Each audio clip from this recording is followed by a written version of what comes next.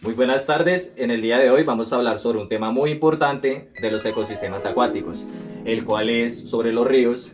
En este video vamos a abordar su definición, sus características físicas, elementos bióticos que la componen, su zonificación o estratificación, importancia ecológica, impacto humano, usos del agua y por último el ciclo hidrológico.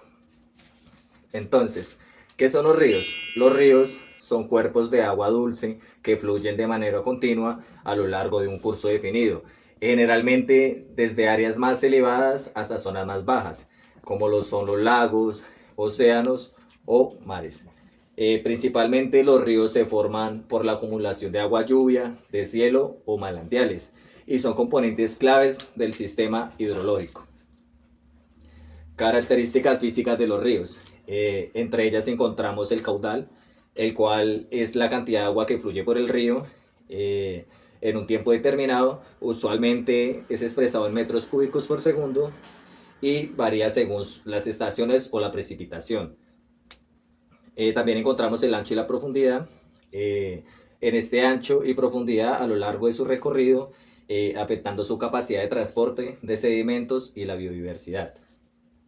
También está la pendiente, el cual es la inclinación del lecho del río, que influye en la velocidad de la corriente, lo cual los ríos y las pendientes pronunciadas tienden a ser mucho más rápidas.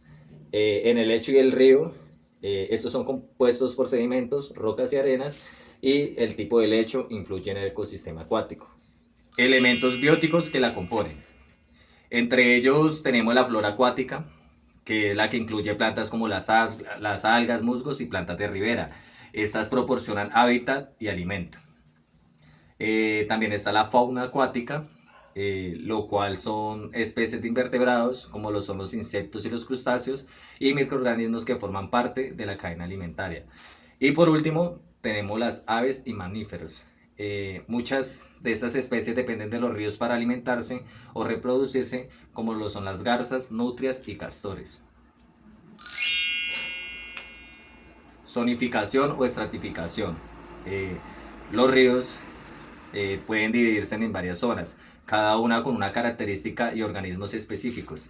Entre ellos tenemos la zona litoral, donde el área es cercana a la orilla, es rica en vegetación y con alta biodiversidad de hortalizas. Tenemos la zona limnética, la cual es superficie abierta del agua, donde se encuentran los organismos fotosintéticos como los fitoplancton. También tenemos en la zona profunda, donde hay menos luz, donde predominan los organismos que se alimentan de materia orgánica en descomposición. También está la zona pectónica, donde es en el fondo del río, donde habitan organismos como lombrices, insectos y, en su caso, algunos peces. Aspectos importantes en la importancia ecológica. Entre ellos encontramos las hábitats naturales, donde los ríos proporcionan hábitats vitales para una gran variedad de especies de flora y fauna, incluyendo peces, aves, mamíferos y plantas acuáticas. Los ecosistemas fluviales, como los humedales y los bosques ribereños, son cruciales para la biodiversidad. Tenemos los ciclos bioquímicos. Ellos juegan un papel muy importante en este caso, como el ciclo del nitrógeno y el carbono, al transportar nutrientes y sedimentos que afectan a la salud de los ecosistemas acuáticos y terrestres. Y por último, tenemos la regulación del clima. Al interactuar con la atmósfera a través de la evaporación, los ríos contribuyen a la regulación del clima local y global. En el impacto humano podemos ver la contaminación, la cual es la actividad industrial, agrícola y urbana que pueden llevar a la contaminación de los ríos con desechos químicos, metales pesados y nutrientes excesivos, como lo son los nitratos y los fosfatos, lo que afecta la calidad del agua y la salud de los ecosistemas acuáticos.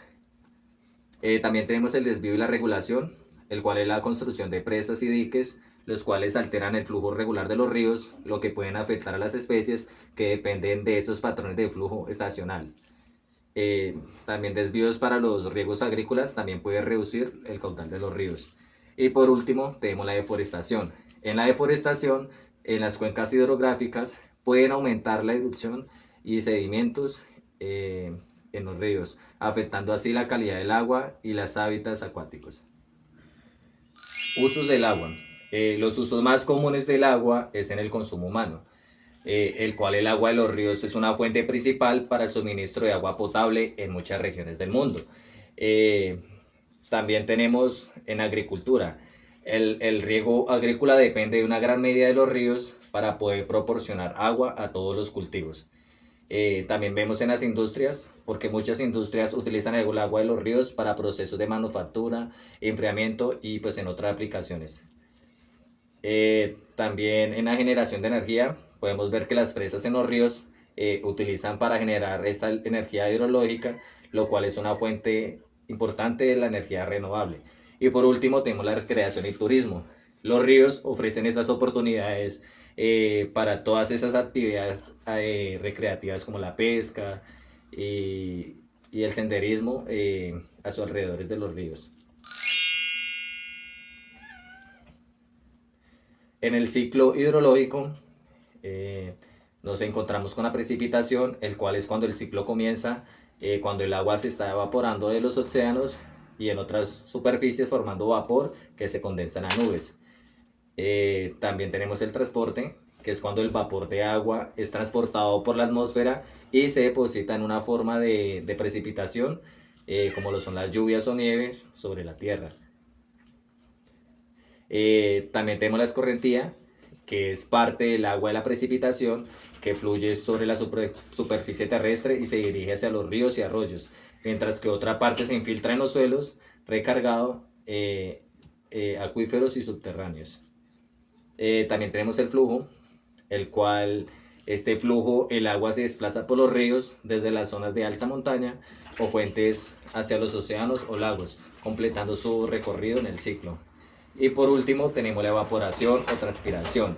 Finalmente el agua regresa a la atmósfera a través de la evaporación y la transpiración de las plantas, reiniciando pues de esa manera el ciclo. Cabe recalcar que cada uno de estos aspectos resalta la complejidad e interconexión de los ríos en los ecosistemas ecológicos y humanos, subrayando la necesidad de una gestión sostenible para proteger estos recursos tan vitales pues, para la vida humana.